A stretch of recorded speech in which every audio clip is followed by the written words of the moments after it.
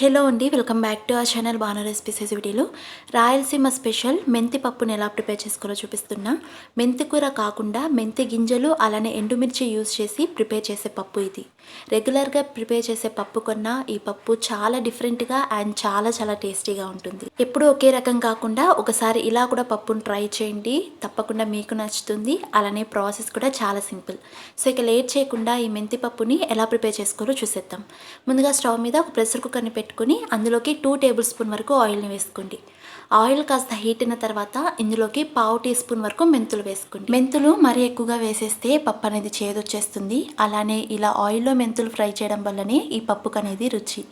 ఇలా మెంతులు ఫ్రై చేసుకున్న తర్వాత ఇందులోకి 1.5 టీ స్పూన్ వరకు పోపు దినుసులు అంటే ఆవాలు, మినపప్పు, జీలకర్ర, శనగపప్పును కలిపి 1.5 టీ స్పూన్ వరకు వేసి ఇవి కూడా కాస్త చిటపటమనిన తర్వాత ఇందులోకి 10 వెల్లుల్లిని కాస్త లైట్గా దంచుకొని వేసుకోవాలి. ఇలా వెల్లుల్లి కూడా లైట్గా వేగిన తర్వాత ఇందులోకి 15 నుంచి 20 వరకు ఎండుమిర్చిని యాడ్ చేసుకోండి. ఎండుమిర్చి కారంని బట్టి ఎండుమిర్చిని యాడ్ చేసుకోవాలి. అలానే కొద్దిగా కరివేపాకును కూడా వేసుకుని ఈ ఎండుమిర్చి కరివేపాకుని ఆయిల్లో లైట్గా ఫ్రై చేసుకోండి. ఎండుమిర్చి కరివేపాకు లైట్గా వేగిన తర్వాత ఇందులోకి 1 కప్పు వరకు కందిపప్పుని ఒకసారి బాగా వాష్ చేసుకుని వాటర్ ఏం లేకుండా ఇందులోకి యాడ్ చేసుకుని ఒక 2 మినిట్స్ పాటు ఈ కందిపప్పుని మీడియం ఫ్లేమ్లో ఫ్రై చేసుకోండి. ఇలా పప్పు వేసి ఫ్రై చేసుకునేటప్పుడే ఇందులోకి 1/2 టీ స్పూన్ వరకు పసుపు కూడా వేసి ఫ్రై చేసుకోండి. ఇలా పసుపు వేసి బాగా ఫ్రై చేసుకున్న తర్వాత ఇందులోకి పెద్ద నిమ్మ సైజ్ అంత చింతపండుని యాడ్ చేసుకోవాలి. అలానే ఒక మీడియం సైజ్ ఉల్లిపాయ తరుగు కూడా యాడ్ చేసుకోవాలి. తర్వాత ఇందులోకి 4 మీడియం సైజ్ టొమాటోల్ని సన్నగా తరుక్కొని యాడ్ చేసుకోండి. ఇవన్నీ వేసిన తర్వాత ఒక 2 మినిట్స్ పాటు మీడియం ఫ్లేమ్లో వీటిని కూడా ఫ్రై చేసుకోవాలి. ఒక 2 మినిట్స్ పాటు ఇవన్నీ ఫ్రై చేసుకున్న తర్వాత ఇందులోకి మీ కన్సిస్టెన్సీకి తగినట్టు వాటర్ని యాడ్ చేసుకోండి.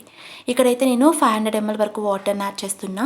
ఇలా వాటర్ వేసిన తర్వాత అంతా కలిసేలా మిక్స్ చేసుకుని ఇందులోకి సన్నగా తరిగిన కొత్తిమీరను కూడా కొద్దిగా యాడ్ చేసుకున్న తర్వాత ఒకసారి బాగా కలుపుకొని మూత పెట్టేసి హై ఫ్లేమ్లోనే 5 విజిల్స్ వచ్చే వరకు కుక్ చేసుకోండి. 5 విజిల్స్ వచ్చిన తర్వాత స్టవ్ ఆఫ్ చేసి ప్రెషర్ అంతా పోయిన తర్వాత మూత తెచ్చి చూస్తున్నారు కదా, పప్పు అనేది చక్కగా ఉడికింది.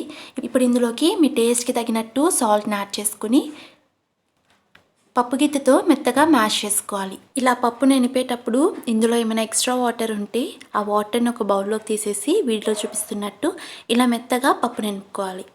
ఇలా మెత్తగా పప్పును ఎనుపుకున్న తర్వాత ఎక్స్ట్రా వాటర్ని పప్పులోకి వేసేసి అంతా కలిసేలా మిక్స్ చేసుకుంటే మెంతి పప్పు అనేది రెడీ అయిపోతుంది. దీనికి మరీ ఎక్స్ట్రాగా తాలింపు అవసరం లేదండి. అన్నీ ఆయిల్లోనే ఫ్రై చేసుకున్నాం కాబట్టి తాలింపు లేకుండానే సర్వ్ చేసుకోవచ్చు. ఇలా ప్రిపేర్ చేసుకున్న పప్పుని అన్నంలోకి, రొట్టెల్లోకి, ఇలా ఎందులోకైనా సర్వ్ చేసుకోండి. ఎందులోకైనా చాలా టేస్టీగా ఉంటుంది. రెగ్యులర్గా ప్రిపేర్ చేసే పప్పు కన్నా దీని టేస్ట్ అనేది చాలా డిఫరెంట్గా అండ్ చాలా టేస్టీగా ఉంటుంది.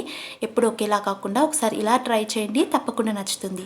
అలానే వీడియో నచ్చినట్లయితే వీడియోని లైక్ చేసి మరిన్ని టేస్ట్ అండ్ హెల్తీ రెసిపీస్ కోసం మన ఛానల్ని సబ్స్క్రైబ్ చేసుకుని పక్కన ఉన్న బెల్ ఐకాన్ కూడా హిట్ చేయండి. సో నేను పోస్ట్ చేసే ప్రతి వీడియోకి నోటిఫికేషన్ వస్తుంది. And thanks for watching.